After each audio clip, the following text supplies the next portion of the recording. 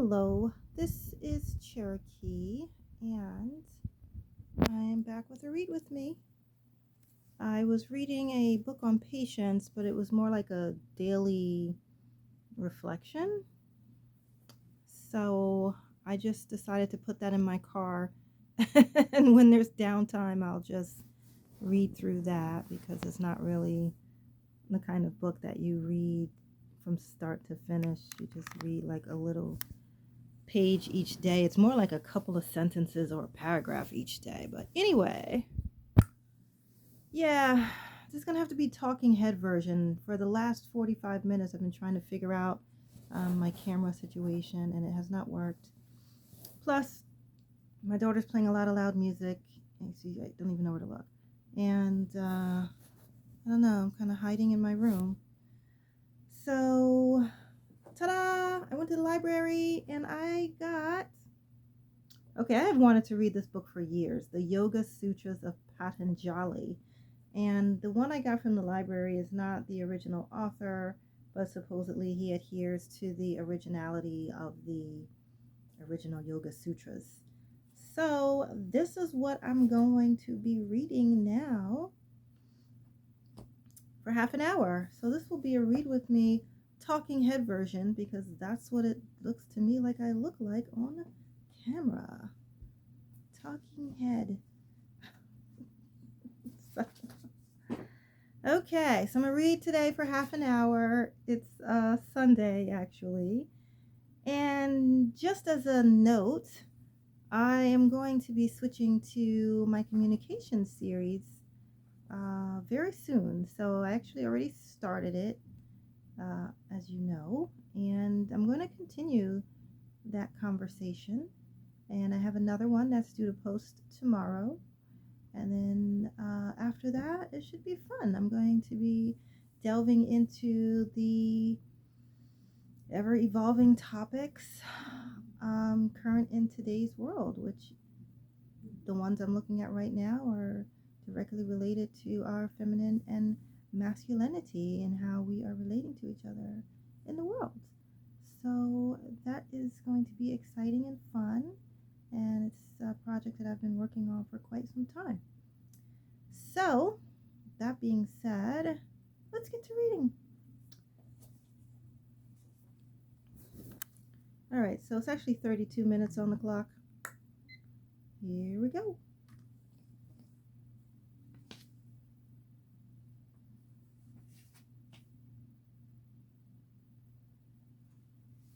Maybe if I go like that, it will make more sense. Hello!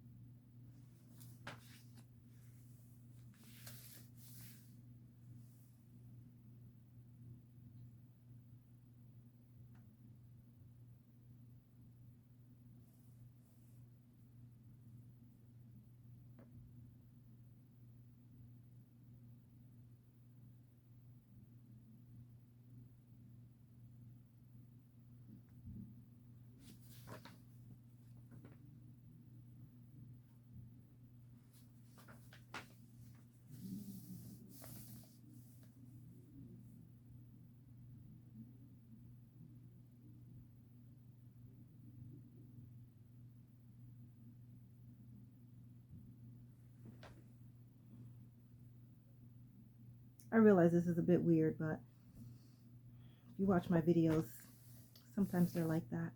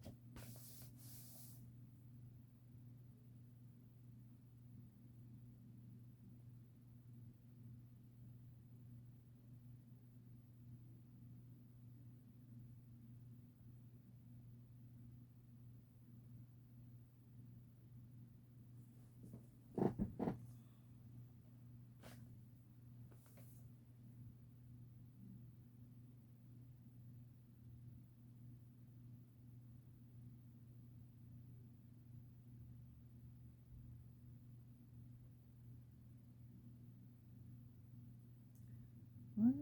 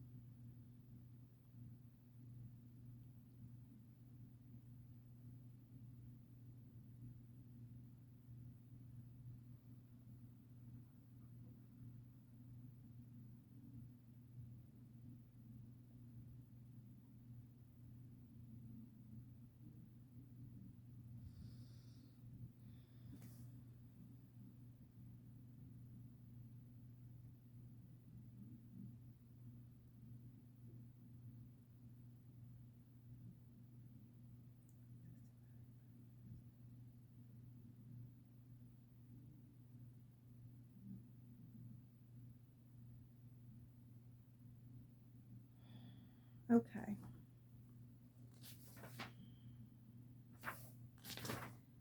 So this is why I don't like when people give their commentary inside of a book. It's often heavily biased with what their personal beliefs are, hence commentary, but I'm not interested in that. I really just want to read the actual writings and I will draw my own conclusions as a human being with my own intellect and my own understandings of things, because a lot of what he's talking about is like the world's view of a lot of what it's not the author talking, it's whoever wrote this, Chip Hartranft. The world has one view of enlightenment and I don't really care for that view, and I really don't need to hear a person's worldly view about what the Yoga Sutra of Patanjali is in yoga. That doesn't interest me at all. Alright, so if this doesn't work, I might have to just buy the actual book and alright, we'll see.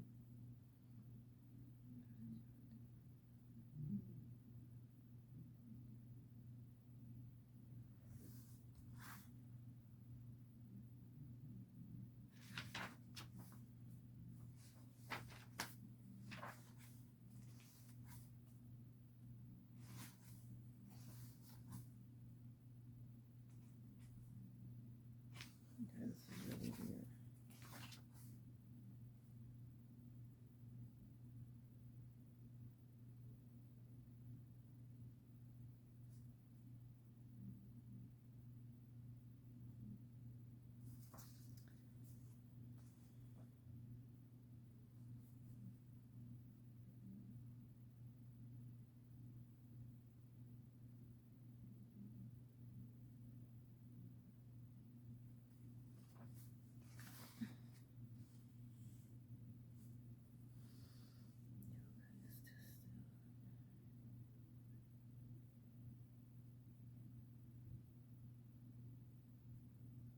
Okay, so this is not what I thought it was going to be at all. This is written like this guy just wrote this book. And then this is the Yoga Sutras. And then you skip over all his commentary and then a little bit more Yoga Sutras. I just wanted to read it. And then you turn the page and you get this little bit, and then skipping over all his commentary and that little bit. This is not what I thought. This is not what I wanted, you know?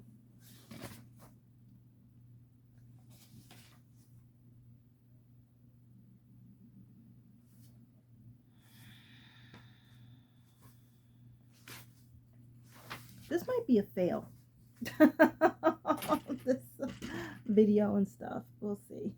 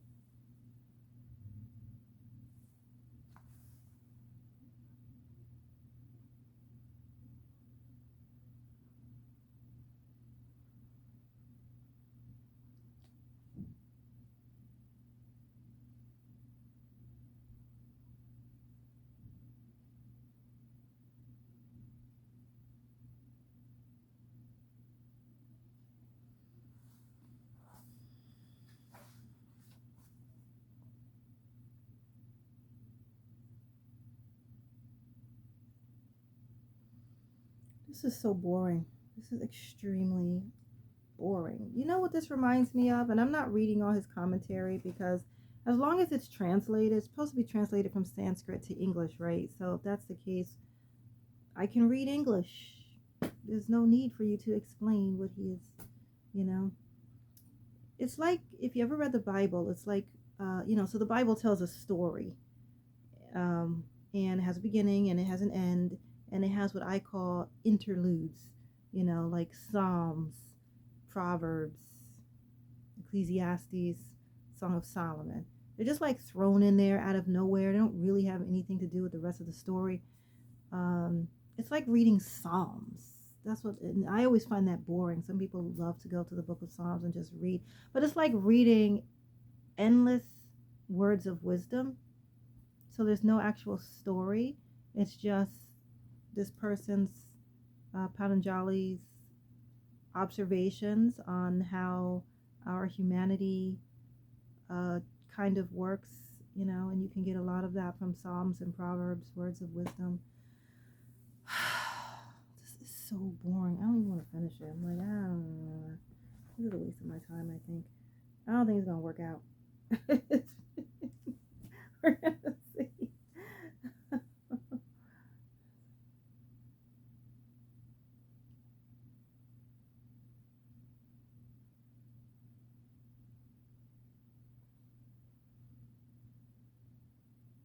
I think maybe if you're new to spirituality, which is your direct connection to source energy, your direct connection to God.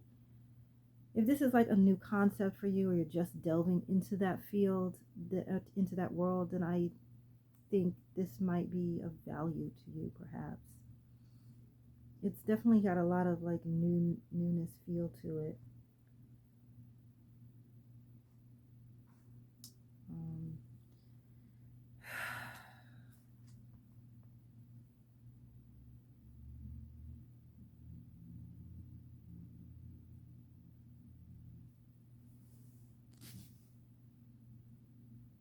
Or maybe reading Proverbs. Proverbs is probably more like Proverbs.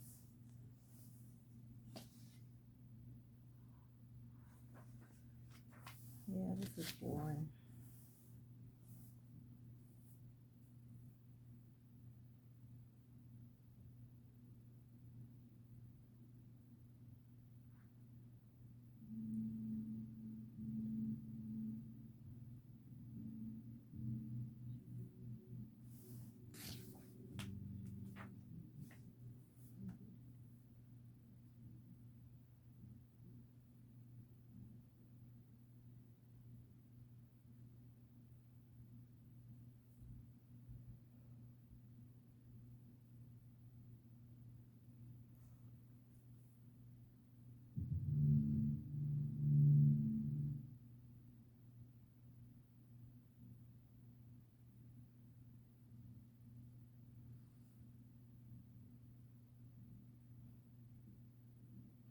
So to give you an idea,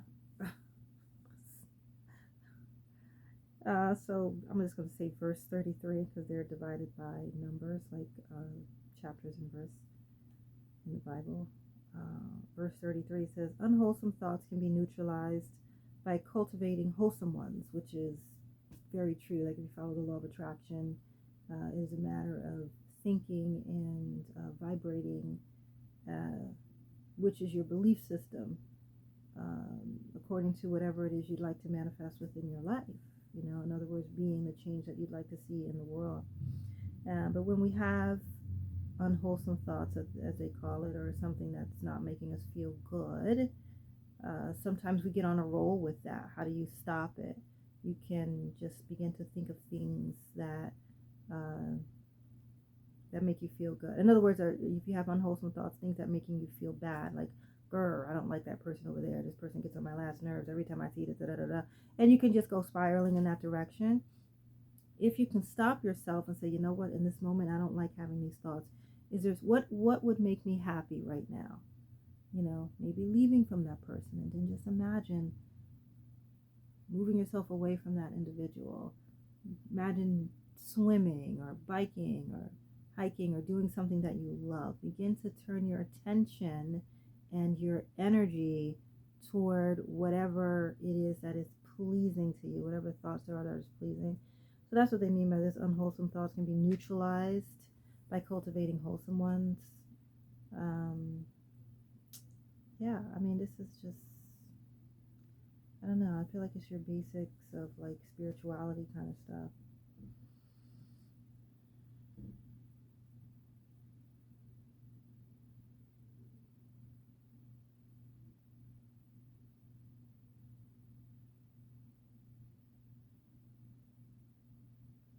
This is very much like the Indian version of the book of Proverbs.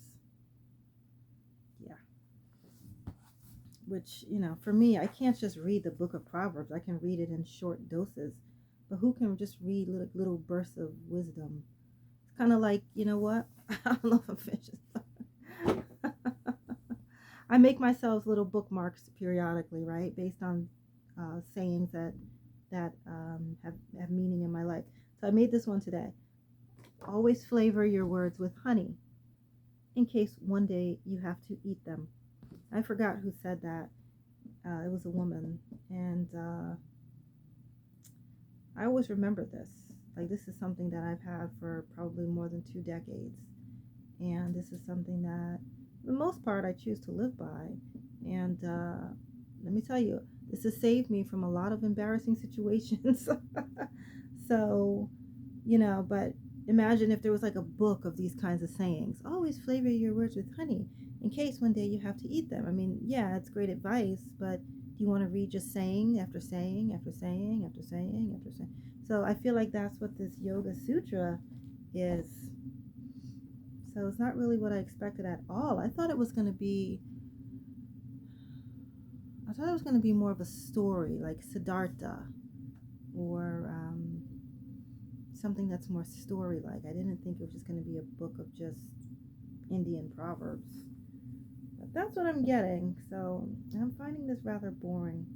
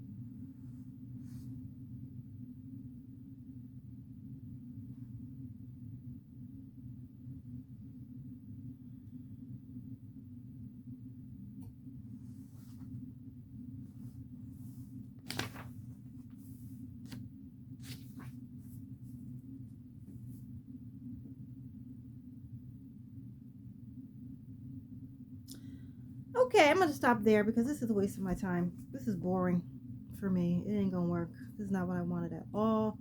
Number one, I don't like when you have, if I just want to read a book in its rawest form as translated, then that's really all I want to read. And the reason for that is this is a spiritual book. And so it's interpreted by the person doing the reading. It will have whatever meaning to me it needs to have when I'm reading it. And it's not necessary to interpret someone else's spiritual beliefs and then you give your spiritual beliefs on top of their spiritual beliefs. It doesn't even make any sense to me. Like, why would you need to do that? Because to me, that's the same thing like what religion does. You have the Bible, and then you have religious dogma on top of the Bible, much of which is not found in the Bible at all. It's completely made up, but people think it's there because somebody holds the book and tells you things, and you didn't never read it, so how would you ever know? So that's why I'm not like into that. It's like, what are you trying to do? Establish a religion? Like, there's no hard and fast rules pertaining to your interpretation of something. It has the meaning that you give it, and it's not complicated stuff here. I think anyone who has an understanding of spiritual things, this is nothing new. And so I'm not going to finish reading it. It's not helping me. It's not resonating. I mean, I get it, but it's like, it's kind of like if I go back to kindergarten and I'm learning kindergarten stuff. It's valuable, yes, when you're in kindergarten, but once you get to high school, you're not going to be learning anything new. It's going to be kind of redundant. And where I am in my life today, that's what this book is. Maybe if I would have read this a number of years ago, sure. But for now, no. So I'm going to take this back to the library. But I will say, if you're new to spirituality, which some people call it New Age, or there's nothing new about it. It's very ancient, and it's our natural connection to our Creator, is all it is. And that is a very personal journey, obviously, because it's your connection to your Creator, your higher power, your source, your whatever you want to call it, your God. And so nobody knows the path that you have walked, only you do. And this is why we all kind of interpret things a little differently. So New Age is not a religion. It's just a practice of getting in touch again with your inner being, with your inner self, with your higher power. And that is our Creator. The end. And so, yeah. Oh, well, I tried it. Sometimes it bees like that. So this was a read with me fail. Sorry, I tried. Hey, at least we got a good saying out of it. Always flavor your words with honey, in case one day you have to eat them. So, yeah, that's going to end my session for today. The timer didn't go. There's 1 minute and 44 seconds left, but I had it at 32 minutes. And so, yeah. I'll try again Wednesday. Have a good one.